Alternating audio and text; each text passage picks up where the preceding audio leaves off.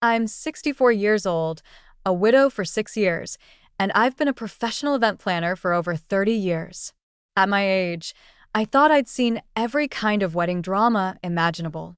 I was wrong. The invoice on my kitchen table is for $45,000. $45,000 of my retirement savings, money my late husband Paul and I saved over decades, gone because I supposedly ruined my daughter's engagement proposal. The letter from my future in-laws, Cynthia and Robert Bradford, explains that my careless actions destroyed their son Trevor's proposal to my daughter Sophie.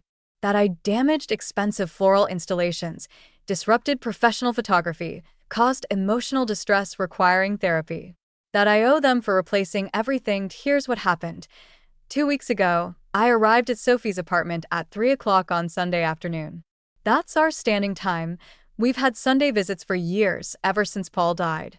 Sophie is 29, my only child. When I walked into the courtyard, there was an elaborate proposal setup blocking the walkway to her door.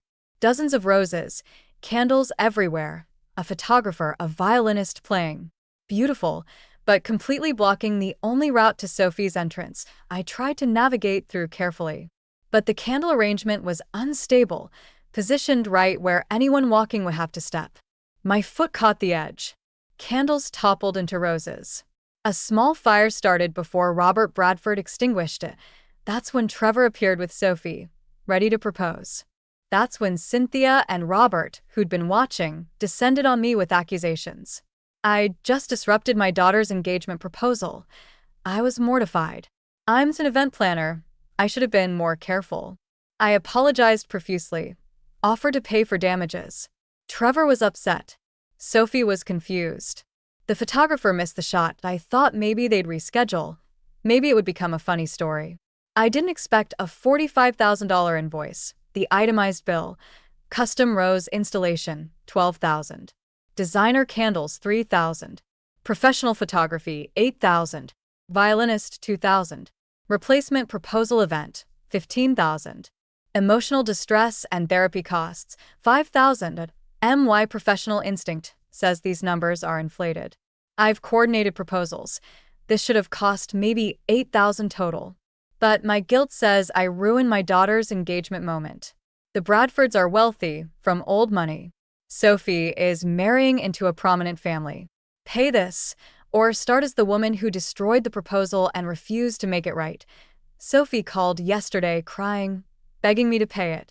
The Bradfords have been vocal about how careless I was, how I should have known better. I'm 64, living on my pension and Social Security. My retirement savings, about $400,000, has to last the rest of my life. $45,000 is more than 10% of everything I have, but Sophie is getting married. The Bradfords are going to be family. And I did ruin the proposal. I write the check. I withdraw $45,000 from my retirement savings and send it to Elite Events and Experiences LLC, the Bradford family company. IT makes me sick, but this is the price of peace. This is what being a good mother costs sometimes, and I'm wrong about all of it. If you've ever been caught between doing what's right and keeping peace in your family, leave a comment below. And if you think you know where the story is going, subscribe, because you don't. Let me tell you how I discovered my daughter's future in-laws engineered an accident specifically to bill me $45,000. I've been a widow for 6 years now. My husband Paul died of a heart attack on a Tuesday morning while reading the newspaper at our kitchen table. He was 63. I was 58. We'd been planning our retirement, trips we wanted to take, the garden we'd finally have time to cultivate, grandchildren we hoped Sophie would give us someday. After Paul died, I threw myself into my event planning business. It was something I could control when everything else felt chaotic. I'd owned the company for 30 years, built it from nothing, handled everything from small birthday parties to elaborate corporate galas. When I finally sold the business 2 years ago at 62, I got a fair price. Combined with Paul's life insurance and our retirement savings, I had about $400,000 to live on for the rest of my life. IT sounds like a lot. But at my age, on a fixed income with just my pension and Social Security, that money has to last potentially another 20 or 30 years. I'm careful with it. I live in the house Paul and I bought 40 years ago, paid off now. I don't travel extravagantly. I volunteer at the library, have my garden, see Sophie every Sunday. Sophie is my whole world. My only child. After Paul died, we became even closer. Those Sunday afternoon visits are sacred to both of us.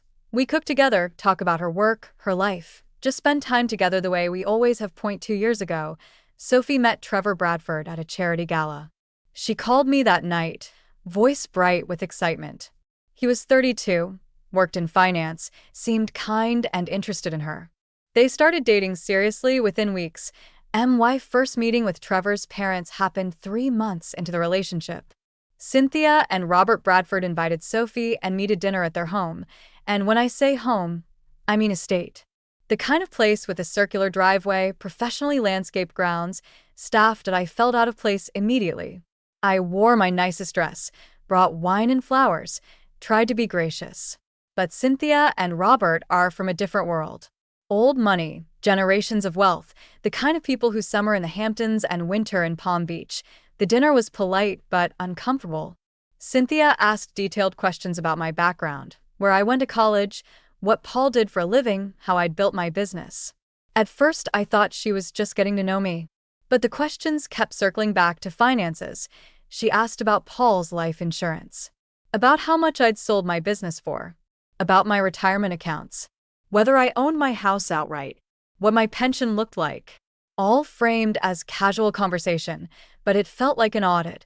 Robert mentioned several times that Trevor deserves the best and that they expect equal contribution when it comes to the wedding. The implication was clear. If Sophie marries their son, I'm expected to match their financial input for everything. I left that dinner feeling judged. They'd made subtle comments about my quaint house, my modest career. Nothing overtly rude, but enough to make me understand I wasn't quite their caliber. Sophie brushed off my concerns. Trevor's parents are just protective, she said. They want to make sure Trevor is marrying into a good family. Give them time. So I did. Over the next 2 years, I attended Bradford family events, smiled through more uncomfortable dinners, tried to build a relationship with my future in-laws. They were never warm, but they were civil. That felt like the best I could hope for. Trevor proposed 2 weeks ago. Or tried to, anyway. He'd planned it for a Sunday afternoon at Sophie's apartment building courtyard. I didn't know this, of course. Sophie and I had our standing 3 o'clock visit. We'd maintained that schedule for years, every Sunday without fail. Sophie was always home, always available. It was our time that I arrived at 3 o'clock as usual. The courtyard, which is normally just a plain concrete space with a few benches, had been transformed. Dozens of roses arranged in elaborate patterns on the ground. Candles, hundreds of them, creating a winding path. A photographer positioned in the corner with professional equipment. A violinist playing classical music. It was beautiful. It was also completely blocking the only walkway to Sophie's apartment entrance. I stood there for a moment, confused. Someone was having an event, clearly. But I needed to get to Sophie's door. There was no way around the setup. The courtyard is narrow, with apartment entrances on one side and a wall on the other. I called out, asked if anyone could hear me. No response. The violinist kept playing, not acknowledging me. The photographer was focused on his equipment that I tried to navigate through as carefully as possible. I've coordinated hundreds of events. I know how to move through decorated spaces without disturbing them. But the candles were arranged in an unstable configuration, clustered in groups right in the walkway. As I stepped carefully between 2 clusters, my foot caught the edge of a candle holder. The whole arrangement toppled, candles falling into the rose petals. A small fire started immediately. I panicked, tried to stomp it out. That's when Robert Bradford appeared from somewhere. I still don't know where he was, and extinguished the flames quickly with a fire extinguisher he seemed to have ready. Then Cynthia appeared. Then Trevor, holding Sophie's hand, clearly about to walk into the courtyard for the proposal. The accusations came fast. How could I be so careless? Didn't I see the setup? This was a once-in-a-lifetime moment. The photographer had missed the shot. The roses were destroyed. The whole thing was ruined. I apologized over and over. I was mortified. Trevor looked genuinely upset. Sophie was crying, confused about what had happened. The photographer was packing up his equipment, shaking his head. Cynthia told me they'd need to reschedule everything, that it would cost money to replace what I'd damaged, that she'd be in touch. I offered to pay for whatever needed replacing. Of course I would. This was my fault. I should have been more careful, should have announced myself louder, should have found another way. Trevor and Sophie went inside. Trevor proposed privately in her apartment instead. She said yes. They came out 20 minutes later with the ring. Sophie still crying, but now from happiness mixed with disappointment that the proposal hadn't gone as planned. I hugged them both, apologized again, congratulated them. Tried to salvage what I could of the moment. I went home feeling terrible, but hoping it would blow over. An accident. These things happen. We'd laugh about it eventually. The invoice arrived 48 hours later. Professional, itemized, devastating. $45,000 that I stared at it for an hour, trying to understand. The flowers shouldn't have cost $12,000. I've ordered roses for events. I know wholesale pricing. The candles at $3,000 seemed excessive for what looked like basic pillar candles. The photography package at $8,000 for maybe 2 hours of work was inflated. The violinist at $2,000 was double the normal rate, but what really bothered me was the $15,000 for a replacement proposal event that hadn't happened yet and $5,000 for emotional distress and therapy costs for Trevor. My professional instinct said these numbers were wrong. But my guilt said I'd ruined something irreplaceable. And the letter from the Bradfords made it very clear. Pay this, or everyone in their social circle would know that Sophie's mother destroyed the proposal and refused to make amends. Sophie called me in tears. The Bradfords had told her about the bill. She was embarrassed, devastated that I'd have to pay so much. But she also said they'd been very kind about it, very understanding, only asking for actual costs. They could have asked for more, she said. They could have sued. I wanted to question the charges. I wanted to ask for receipts, for vendor contracts, for proof. But I also wanted Sophie's wedding to happen without me being the villain in her new family. I paid it. I withdrew $45,000 from my retirement savings, money that represented years of work, careful saving, my security in old age, and I sent it to Elite Events and Experiences LLC. The Bradfords sent a gracious thank you note. No hard feelings. Let's move forward as family. I tried to tell myself I'd done the right thing. 3 months later, the wedding planning started. And that's when I discovered what the Bradfords had really done.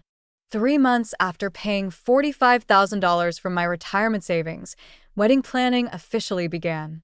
At 64 years old, I was still trying to convince myself I'd done the right thing paying that bill. That being a good mother sometimes means swallowing the cost. The Bradfords invited Sophie and me to meet with their wedding coordinator at an upscale bridal boutique downtown. The coordinator was Vanessa. I recognized her immediately. We'd worked together years ago when I was still running my event planning business. She'd been an assistant then, learning the industry. Now she ran her own successful company. The meeting was tense from the start. Cynthia and Robert presented their vision for my daughter's wedding, a venue at $50,000, flowers at $30,000, a band at $15,000. Every single detail expensive, elaborate, designed to impress their social circle, and they expected me to pay half of everything. I sat there doing math in my head. The total budget was heading toward $200,000. My half would be $100,000. Plus the $45,000 I'd already paid for the proposal. That would be $145,000 total. More than a third of my entire retirement savings. At my age, living on a fixed income with just my pension and Social Security, I simply couldn't afford it. My late husband Paul and I had saved carefully for decades. That $400,000 had to last me the rest of my life, potentially another 20 or 30 years. That I tried to say this gently. Suggested perhaps we could find less expensive vendors, scale back some elements. After 30 years as an event planner, I knew exactly what things should cost. These numbers were inflated even for a luxury wedding. Sophie looked embarrassed. The Bradfords looked offended. This was their son's wedding. Surely I wanted my only daughter to have a proper wedding. Vanessa watched this exchange quietly, taking notes, her professional mask firmly in place. The meeting ended with nothing resolved. The Bradfords made it clear they'd be moving forward with their plans with or without my financial contribution. After Cynthia and Robert left, Vanessa asked if she could speak with me privately. Sophie had gone to look at dresses. Just the two of us in the consultation room. Vanessa closed the door. She'd heard about the proposal incident, she said. About how I'd accidentally walked through the setup. About the $45,000 bill I'd paid for my retirement money. I felt embarrassed. Of course, people in the event planning industry had heard. At 64, after 3 decades in the business, I should have been more careful, but Vanessa wasn't looking at me with judgment. She pulled out her laptop, opened a file, turned the screen toward me. Elite Events and Experiences, LLC. The Bradford family company. Vanessa had worked the original proposal setup as the coordinator. She had the contracts, the receipts, the actual costs. The setup had cost $7,500 total. Flowers, $3,200, not the $12,000 they billed me. Candles, $450, not $3,000. Photographer, $1,500 for 2 hours, not $8,000. Violinist, $800, not $2,000. There was no replacement proposal event scheduled or paid for. That $15,000 charge was completely fabricated. There were no therapy bills for Trevor. That $5,000 didn't exist. I'd paid $45,000 of my retirement savings. Money my late husband and I had saved over 40 years of marriage for something that actually cost $7,500. My hands were shaking as Vanessa showed me everything. The vendor contracts with her signature and dates. The payment receipts. The actual invoice from Elite Events to her coordination company for $7,500. I'd suspected the costs were inflated. After 30 years as a professional event planner, I knew pricing. But I hadn't realized the scope of the fraud. Vanessa had more to tell me. She'd questioned the setup plan when the Bradfords first hired her. The location they'd chosen, Sophie's apartment courtyard, made no sense professionally. It was a narrow communal space with poor lighting, and the setup would block the only walkway. There were better locations in the building. A private rooftop garden. My daughter's actual balcony. Even the building's lobby would have been better for a proposal, but Cynthia had insisted. 3 o'clock exactly. In the courtyard, blocking the main path to Sophie's door. Vanessa had thought it was odd but hadn't pushed back. Clients sometimes made strange choices, but when she heard that I'd ruined the proposal and been billed $45,000 for my retirement savings, she'd started putting pieces together. She showed me the timeline. The Bradfords had scheduled the proposal for 3 o'clock on a Sunday afternoon. My standing visit time with my daughter. The time they'd heard Sophie mention repeatedly during family dinners over 2 years. They'd positioned the setup to block the only walkway. Ensured I would have to walk through it. The candles had been arranged in an unstable configuration. Vanessa had actually worried about them during setup, but Cynthia had insisted on that exact placement. Robert and Cynthia had been present at the courtyard, watching from somewhere nearby. Robert had appeared within seconds with a fire extinguisher, almost like he'd been prepared for a fire. The invoice had been sent within 48 hours. Professional, itemized, ready to go. This wasn't a situation the Bradfords had capitalized on. This was a situation they'd engineered. At 64, after 30 years in event planning, I knew how proposals were supposed to be coordinated. And I knew the setup had been designed to fail, the location that made no sense. The timing that coincided exactly with my known schedule. The unstable candle arrangement. The immediate presence of both Bradford parents. The ready fire extinguisher. The fast invoice. They'd set a trap, and I'd walked right into it. Vanessa said she'd been wrestling with whether to tell me. Getting involved in family drama could damage her professional reputation. But she couldn't stop thinking about it. About a widow on a fixed income being billed $45,000 for something that cost $7,500. About how deliberate the setup had seemed. She said she'd want to know if it were her mother. That night, I couldn't sleep. I kept replaying the proposal incident in my mind with this new knowledge. Seeing all the deliberate choices. The engineered trap.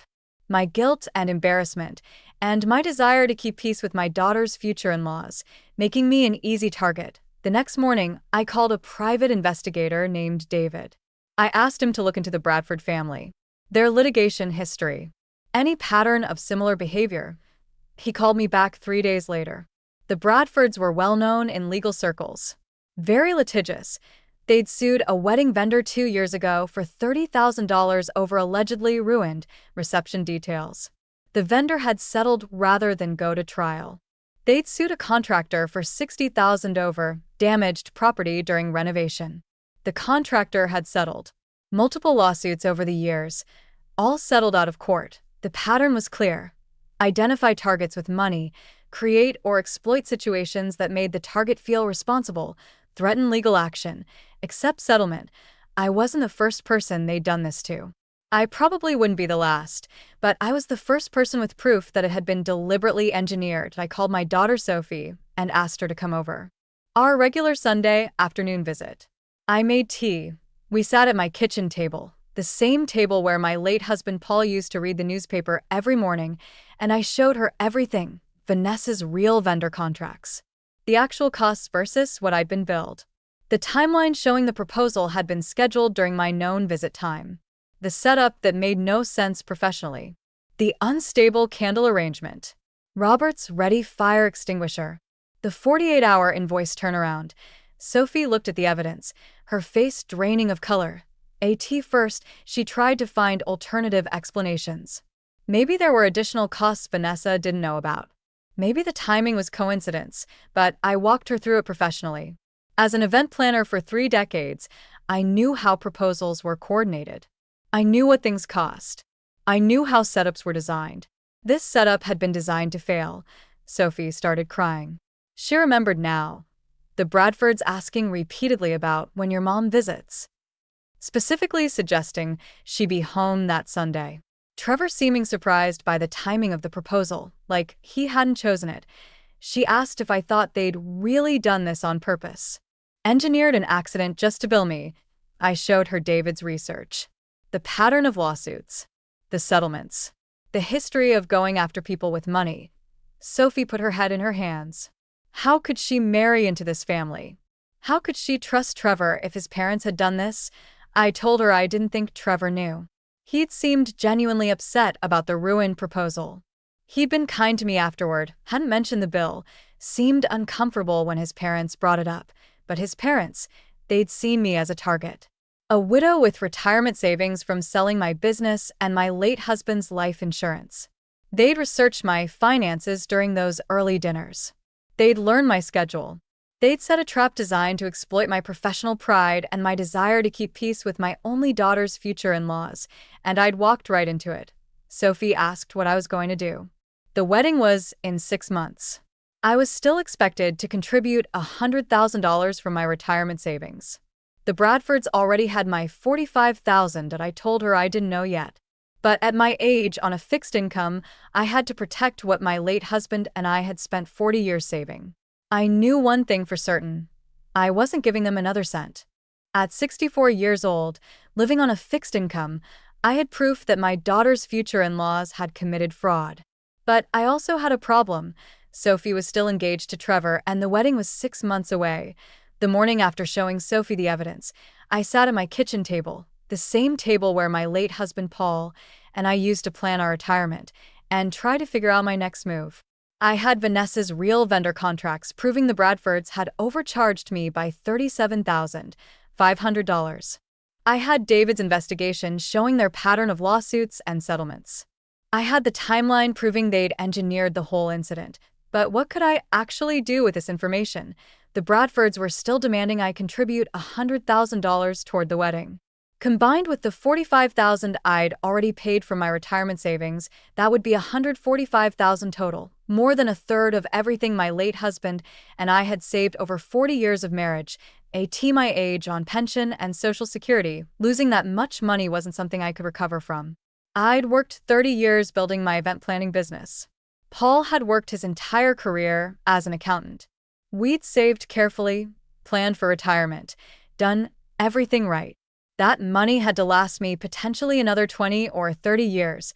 I couldn't afford to just let the Bradfords take it, but I also couldn't afford to start a legal war that might destroy my daughter's engagement. I called an attorney. Her name was Rachel Morrison. She'd done legal work for my event planning business years ago, contracts, vendor disputes, the usual business matters that I brought her everything. Vanessa's real vendor contracts. The invoice I'd paid. The timeline. David's research on the Bradfords' litigation history. The security camera footage from Sophie's building showing the setup blocking the walkway and my arrival at exactly 3 o'clock, my regular Sunday visit time. Rachel reviewed it all carefully. She was in her 50s, experienced, direct. After 30 minutes of reading through the evidence, she looked up at me. "This was fraud," she said. "Clear-cut fraud.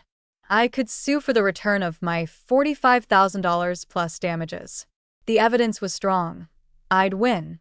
But then she gave me the reality I already knew was coming. Litigation would take years. Legal fees would be significant, probably $20,000 to $30,000 minimum, possibly more if the Bradfords fought hard.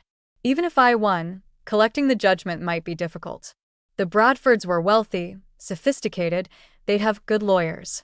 They'd drag it out, make it expensive, make it painful. More importantly, Rachel said, suing my daughter's future in-laws would almost certainly destroy Sophie's engagement. Trevor would be forced to choose between his parents and his fiancé. The wedding would become collateral damage in a legal battle. Family gatherings, holidays, my relationship with my grandchildren someday, all of it would be poisoned by years of litigation. Rachel leaned back in her chair and asked me the hard question. Was being right worth potentially losing my daughter? I sat there in her office, a widow at 64, thinking about everything I'd already lost. Paul 6 years ago. $45,000 from my retirement savings 3 months ago. Now, potentially my relationship with my only daughter if I pursued this. That I told Rachel I needed time to think. That afternoon, Sophie came over. Our Sunday visit. She'd been crying. I could tell from her red eyes. She sat at my kitchen table and asked what I was going to do. I told her honestly. I didn't know yet. Sophie started crying again. She loved Trevor, she said. She wanted to marry him. But she couldn't stand what his parents had done to me. She'd confronted Trevor about it the night before, shown him the evidence. Trevor claimed he didn't know anything about the inflated bill. He hadn't been involved in the proposal planning. His parents had handled everything. He'd chosen the date and picked out the ring, but they'd coordinated all the details. The venue, the setup, the timing, the vendors. He'd just shown up when they told him to. Sophie said Trevor seemed genuinely shocked when she showed him Vanessa's real contracts. He'd thought the proposal cost what his parents said it cost. He had no idea they'd engineered the incident to bill me, but when Sophie asked Trevor to talk to his parents about refunding me the money, Trevor had gotten defensive. Said maybe there were costs Vanessa didn't know about. Maybe it was an accounting error. Maybe we were jumping to conclusions. Sophie had pushed. Your parents scheduled the proposal during my mom's standing visit time. They positioned the setup to block the only walkway. They had a fire extinguisher ready. The invoice arrived within 2 days. Trevor didn't have answers. He said he'd talk to his parents, ask them to explain. He came back the next day saying his parents refused to discuss it. The matter was closed. I'd damaged their property. I'd paid for it, and bringing it up again was creating unnecessary drama before the wedding. Sophie was caught in the middle. She loved Trevor. She wanted to believe he was innocent in this. But she couldn't ignore what his parents had done to her mother. And now the Bradfords were demanding I pay $100,000 toward the wedding, money I simply didn't have after they'd already taken $45,000 from my retirement savings. I looked at my daughter sitting at my kitchen table, 29 years old, trying to figure out how to get married when her future in-laws had committed fraud against her mother. I told her I had to protect my retirement savings. At my age, on a fixed income, I couldn't let the Bradfords take another $100,000. My late husband and I had worked too hard, saved too carefully. That money was my security for the next 20 or 30 years of my life, but I also didn't want to destroy her wedding or her relationship with Trevor. I needed to be strategic. I needed to confront the Bradfords in a way that protected Sophie while also protecting myself. Over the next 2 weeks, I built my case. I organized everything methodically, the way I'd organized events for 30 years in my business. Professional, thorough, irrefutable. I got Vanessa to provide me with official copies of all the vendor contracts, signed and dated. I got the security camera footage from Sophie's building. The property manager gave me access to the system, and I saved the footage, showing the setup being installed at 2 o'clock, blocking the walkway, and my arrival at exactly 3 o'clock as scheduled. I got written analyses from 3 other event planners confirming that the costs I'd been billed were inflated by 500%. I had David provide his full investigation report on the Bradfords' litigation history, 8 lawsuits in 12 years, all settled out of court, total settlements collected exceeding $300,000. I had my bank statements showing the $45,000 withdrawal from my retirement account and the payment to Elite Events and Experiences, LLC. I had a timeline showing how the Bradfords had learned my Sunday visit schedule, how they'd specifically asked Sophie to be home that day, how they'd positioned everything to create the incident, even requested the original proposal plan from Vanessa. She'd kept her initial sketches and notes showing how she'd suggested alternative locations and been overruled by Cynthia's insistence on the courtyard setup, everything organized in a professional presentation. Indexed, cross-referenced, impossible to dispute. Then I recorded Cynthia. She'd called me to discuss the wedding budget, to pressure me about my $100,000 contribution. I recorded the conversation on my phone. Legal in our state with one-party consent, I end that call. Cynthia made it very clear. I was expected to pay $100,000. If I couldn't afford it, perhaps I should take out a loan against my house. After all, Sophie was my only daughter. Surely I wanted her to have a proper wedding. When I hesitated, Cynthia's tone changed. She reminded me that everyone in their social circle knew I'd ruined the proposal, that I'd already proven myself unreliable, that refusing to properly contribute to the wedding would only confirm everyone's low opinion of me, that Sophie would be embarrassed by having a mother who couldn't afford to celebrate her adequately. I stayed calm on the call, asked questions, let Cynthia talk. She dug herself deeper with every word. After I hung up, I had recording of Cynthia threatening to publicly humiliate me if I didn't pay, leveraging social pressure and my daughter's wedding as extortion. I had everything I needed. Not to sue. Rachel had made it clear litigation wasn't the answer, but to confront them directly and force their hand. The question was how to do it without destroying Sophie's relationship with Trevor. I called Sophie and asked her to set up a family dinner. All of us together, me, Sophie, Trevor, Cynthia, and Robert. Tell them it was to discuss final wedding details and my contribution. Sophie was nervous. She knew what I was planning, even if I hadn't spelled it out completely. She asked if I was sure I wanted to do this, and I told her what I'd learned at 64, after 30 years in business and 6 years as a widow. Sometimes protecting yourself means being the difficult one.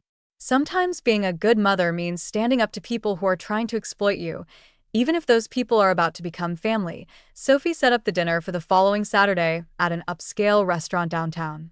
Neutral territory. Public enough that the Bradfords couldn't make too much of a scene. I spent the week before that dinner organizing my evidence presentation one final time. I practiced what I would say, how I would present it, how I would give them a choice, return my $45,000 and drop all demands for additional wedding contributions, or I would go public with everything. I would file fraud charges. I would make sure every vendor in the city knew what Elite Events and Experiences, LLC had done. I would show every one of the Bradfords' social circle exactly how they manufactured incidents to collect inflated damages. My age.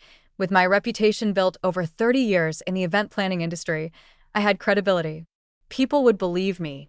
And the evidence was irrefutable. The Bradfords cared about their reputation, their social standing, their image in their wealthy circles. That was my leverage. The risk was enormous. If I miscalculated, if Trevor took his parents' side completely, Sophie's engagement could end. My relationship with my daughter could be permanently damaged. I could end up alone, having won the battle but lost what mattered most. But if I did nothing, the Bradfords would take $100,000 more from my retirement savings. They'd continue to exploit me throughout Sophie's marriage.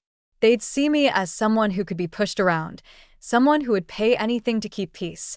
And at 64, on a fixed income, living on my pension and Social Security and the savings my late husband and I had carefully accumulated, I simply couldn't afford that. Saturday arrived. I put on my best suit, the one I used to wear to important business meetings. I took my presentation folder with all the evidence. I took my phone with Cynthia's recorded threats, and I drove to the restaurant to confront my daughter's future in-laws. The restaurant was one of those upscale places the Bradfords preferred: white tablecloths, ambient lighting, waiters in formal attire. Expensive enough that making a scene would be uncomfortable for everyone that I arrived first. At 64, after 30 years running my own business, I knew the value of controlling the environment. I chose a corner table, positioned myself facing the entrance, ordered water, and waited. Sophie and Trevor arrived next. My daughter looked nervous, pale. Trevor seemed confused about why this dinner had been called. They sat on either side of me. Cynthia and Robert Bradford arrived 15 minutes late. A power play I recognized immediately. Cynthia wore an expensive dress and pearls. Robert wore a suit that probably cost more than I spent on clothes in a year. They sat across from us. Cynthia's smile polite, but cold. We ordered small talk about the weather, about Trevor's work. Cynthia started discussing the wedding venue, the flowers, the band, building up to the conversation about my expected $100,000 contribution. I let her talk. After 30 years in event planning, I knew how to read a room, how to time a presentation.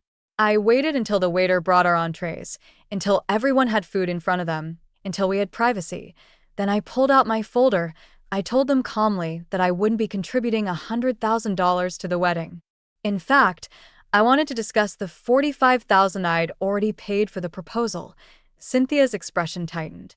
She started to speak, something about how we'd already resolved that matter, how I was being inappropriate bringing it up again. I opened the folder. I pulled out Vanessa's vendor contracts and slid them across the table. These, I said, are the actual costs for the proposal setup. Flowers, $3,200. Candles, $450. Photographer, $1,500. Violinist, $800. Total, $7,500. I'd been billed $45,000 for something that cost $7,500. Robert tried to interject. There were additional costs I didn't understand: coordination fees, insurance, permits. I pulled out the analysis from 3 other event planners, all stating the same thing.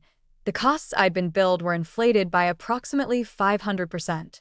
At my age, after 30 years in the industry, I knew exactly what event services cost. Trevor was leaning forward, looking at the contracts with growing confusion.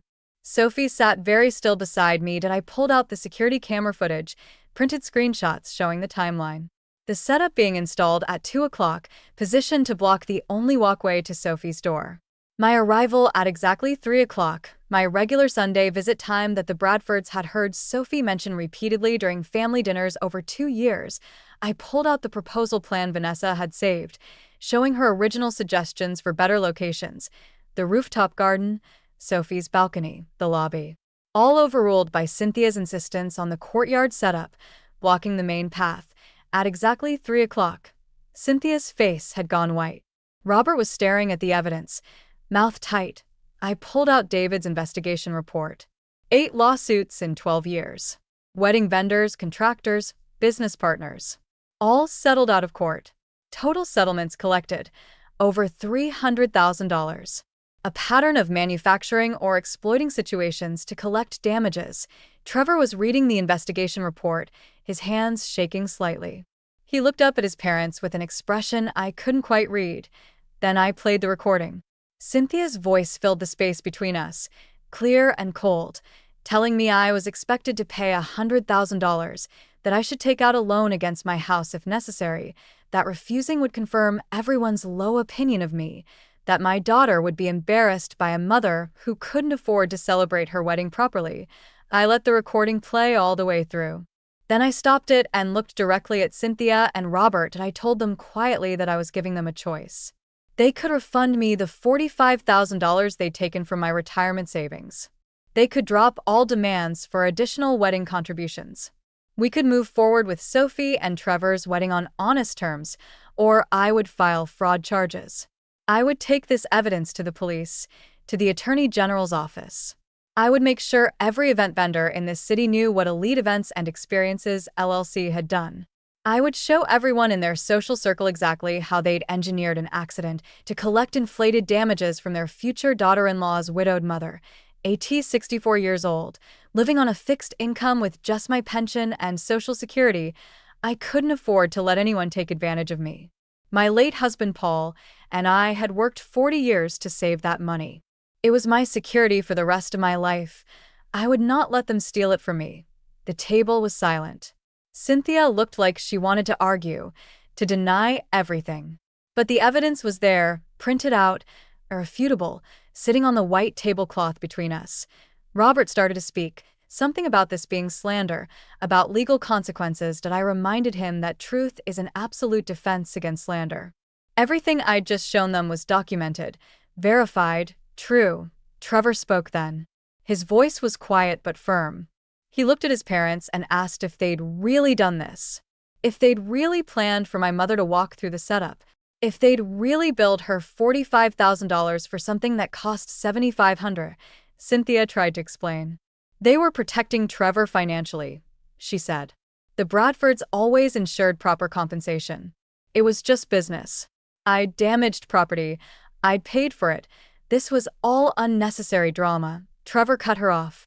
He told his parents that if they didn't refund Barbara the $45,000 immediately, he was calling off the wedding. He said he wasn't going to marry Sophie while his parents were defrauding her mother. Sophie reached across the table and took Trevor's hand. She was crying, but she nodded. She said she couldn't marry into a family that would do this to her mother. That got Cynthia's attention. The Bradfords cared about appearances, about their reputation, about their social standing. A cancelled society wedding, especially if the reason became public, would be a scandal they couldn't afford. Robert spoke quietly with Cynthia. Some tense back and forth I couldn't quite hear. Trevor sat very still, holding Sophie's hand, not backing down. Finally, Robert looked at me. He said they'd refund the $45,000 within 30 days. In exchange, I would agree not to file charges or discuss this matter publicly. I added one more condition. I would contribute $20,000 to the wedding as a gift to my daughter and future son-in-law. That was what I could afford, what I'd originally planned. The Bradfords would cover the rest of Trevor's side, as they should have from the beginning. Robert agreed through gritted teeth. Trevor added something his parents hadn't expected. He told them he was separating his finances from them completely. No more family company involvement. No more joint accounts. No more financial discussions. He was building his life with Sophie separately from his parents' manipulations. Cynthia looked devastated. But she nodded. We finished dinner in tense silence. Sophie and I left together, Trevor walking us to our cars. He apologized to me. He genuinely had no idea what his parents had done. He'd thought the proposal had cost what they said. He'd trusted them that I told him at my age. I'd learned that sometimes the people closest to you are capable of surprising betrayals. But I also told him I didn't hold him responsible for his parents' actions. What mattered was how he responded when he learned the truth. And he'd stood up for what was right. 28 days later, not 30, but close, a check for $45,000 arrived in my mail. I deposited it back into my retirement savings where it belonged. The wedding happened 4 months later. Smaller than the Bradfords had originally planned, more intimate, more focused on Sophie and Trevor than on impressing a social circle. I contributed my $20,000. The Bradfords covered the rest. Cynthia and Robert were present but cold. They barely spoke to me. I didn't care.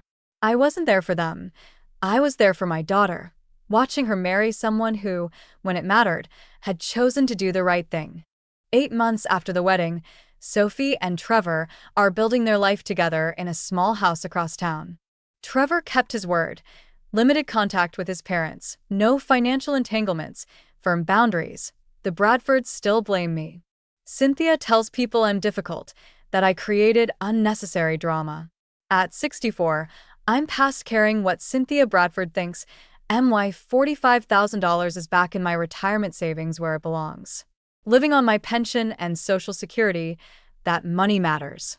It's my security, my independence, the result of 40 years of careful saving with my late husband Paul.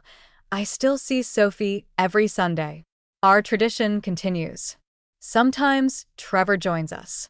He's a good man raised by opportunistic parents. At my age, after 30 years in business, I can separate the two. Sophie told me recently she's grateful I fought back. She said watching me stand up to the Bradfords taught her about protecting yourself, about not letting guilt make you a victim. That sometimes being a good mother means being the difficult one. Did I think about the other people the Bradfords have done this to? The vendor who paid 30,000. The contractor who paid 60. All those settlements adding up to over 300,000. People who paid to avoid conflict paid because the Bradfords made them feel responsible. The Bradfords aren't in jail. They haven't faced consequences. Elite Events and Experiences still operates. They probably still manufacture incidents and collect inflated damages, but they didn't get my 100,000 for the wedding. They had to return my 45,000. And Trevor set boundaries that prevent them from exploiting his family going forward. Sometimes victory isn't perfect justice. Sometimes it's just protecting what's yours. After the wedding, Vanessa told me other vendors had started quietly sharing Bradford stories, warning each other to document everything, save contracts, be prepared. My confrontation started a conversation people had been too nervous to have. Maybe that will protect the next person. Maybe it won't. But people are paying attention now that Trevor's relationship with his parents is permanently altered. He sees them occasionally, holidays, major events, but the easy trust is gone. He knows they used his proposal as a fraud scheme. He knows they tried to extract 100,000 from a widowed woman on a fixed income. That knowledge changed how he sees them. Changed what kind of grandparents he'll let them be when he and Sophie have children someday. Sophie asks sometimes if I regret confronting them, if I wish I'd just paid to avoid conflict. I tell her what I've learned at my age. You can't buy peace by letting people exploit you. And you can't afford, literally cannot afford, when you're 64 living on retirement savings, to let anyone treat you as a target.